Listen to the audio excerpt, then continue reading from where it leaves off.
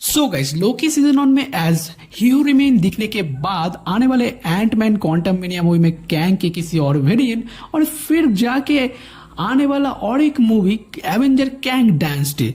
तो गाइस, क्या है ये कैंग? और ये हाइप भी बहुत ज्यादा क्रिएट हो रहा है कि ये जो बंदा होने वाला है कैंग द कॉन्करर, तो ये थैनोस से भी बड़ा थ्रेट होने वाला है। तो चलो आज जानते हैं ये क्या है और क्या पावर्स है इसके। तो ऑडिवर्स के और एक ब्रांड न्यू वीडियो में आप सबका स्वागत है। तो चलो वीडियो को शुरू करता हूँ। सो गाइस, आप लोग कैंग द कॉन्करर को कुछ ऐसे समझ सकते हो कि हमारा आयरन मैन यानी कि टोनी स्टार्क के जीनियस ब्रेन प्लस लोकी का दुनिया जीतने का ख्वाब, ये दोनों चीजों के एक deadly upgraded and evil combination है कैंग द कॉन्करर। तो अभी बात कर लेते हैं कैंग की ओरिजिन को लेके।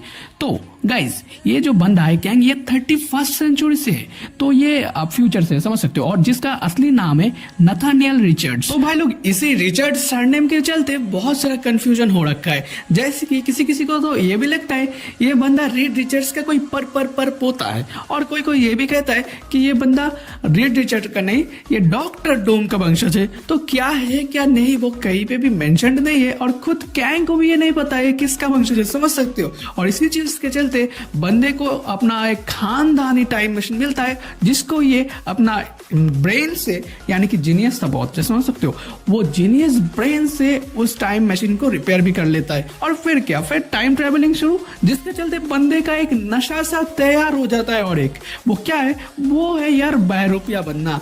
तो मेरे भाई, आप लोग मेरा बात यकीन नहीं करोगे, लेकिन ये बंदा एक नंबर का बहरूपिया है। पहले तो ये जब टाइम ट्रैवल करता है तो ये चला जाता है पास्ट में, इजिप्ट में जाके वहां पे वो रामातोत बन के लोगों के ऊपर एक फेड़ाव बन के राज करता है, समझ सकते हो, लिटरली एक फेड़ाव बन जाता है।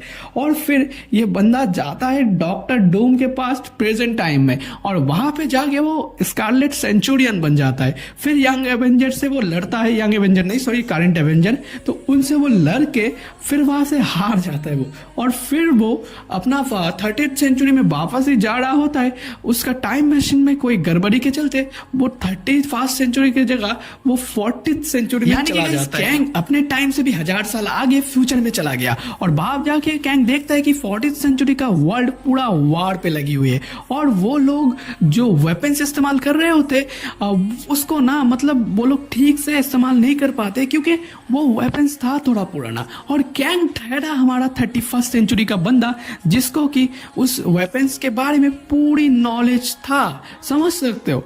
और इसके चलते कैंग जो है उनका 40th सेंचुरी का फुल फ्यूचर प्रूफ टेक्नोलॉजी का इस्तेमाल करके अपने लिए एक बहुत ही एडवांस सूट बनाता है, और उसमें बहुत सारी चीज होते हैं जो कि हम पावर्स और एबिलिटीज में बात करेंगे, तो थोड़ा रुक जाओ, समझ सकते हो। तो और फिर जाके वो उस वेपन्स और टेक्नोलॉजी का इस्तेमाल करके अपने लिए सूट बना के उस 40th सेंचुरी का वर्ल्ड को वो कॉन्कर कर लेता है। सो गाइस, यही से हमारा Nathaniel Richard Kang the conqueror बनता है। तो बंदे को मतलब चुल मची थी कॉन्कर करने में सब कुछ, तो कैंग ने कुछ नहीं छोड़ा, समझ सकते हो। वो टाइमलाइन पे तो कॉन्कर कर ही रहा था, वो उसने मल्टीवर्स तक को नहीं छोड़ा कॉन्कर करने में।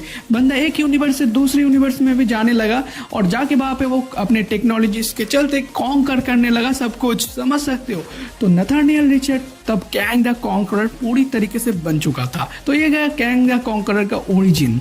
So guys, let's discuss the powers and abilities of Kang the Conqueror, aka Nathaniel Richard। तो बंदे के पास super human strength, super durability, super speed, super healing powers, तो इनमें से कुछ भी नहीं है लिटरली, जो कि एक नॉर्मल से नॉर्मल सुपर हीरो और सुपर विलेंस में देखने को मिलता ही है। तो फिर क्या है कैंग के पास? तो कैंग के पास भी वही है जो कि एक नॉर्मल ह्यूमन बींग के पास होना चाहिए, यानी कि अपना जीनियस ब्रेन, बोले तो इंटेलेक्ट, समझ सकते हो। जैसे कि हमारा टोनी स्टार्क था, उनके पास कोई भी सुपर पावर्स नहीं थे, लेकिन बंदे ने अपने दिमाग के चलते दुनिया को अपना जलवा दिखा गया, समझ सकते हो। तो कैंग भी कुछ वैसा ही है, लेकिन कैंग बहुत ज्यादा हरामी बंदा है। इस कैंग का पावर का राज है कैंग का सूट, वही सूट जो सूट बंदे ने 40th सेंचुरी का टेक्नोलॉजीज को यूज करके बनाया था। और ये सूट न्यूरोकाइनेटिक सूट है, लिटरली जो कि कैंग सोचेगा वो ये सूट कर डालेगा, समझ सकते हो। और गाइस, इसी सूट में कैंग ने 40th सेंचुरी का अपग्रेडेड टेक्नोलॉजीज और अपग्रेडेड वेपन्स को डाल रखा है, बहुत सारे वेपन्स है।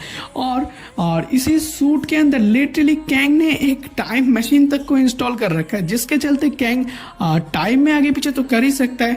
बंदा एक यूनिवर्स से दूसरे यूनिवर्स तक में जा सकता है, और तो और गाइस बंदा इससे मल्टीवर्सल ट्रैवल तक कर सकता है। समझ सकते हो इतना पावरफुल है कैंग का ये सूट। और इसी सूट के चलते बंदे ने टेक्नोलॉजिकली एक super human strength, super durability, super speed तक हासिल कर रखा है। यही सारी चीज है जो कैंग को बहुत ज्यादा पावरफुल बनाता है। आप लोग तो मतलब समझ ही गए होंगे क्या है कैंग।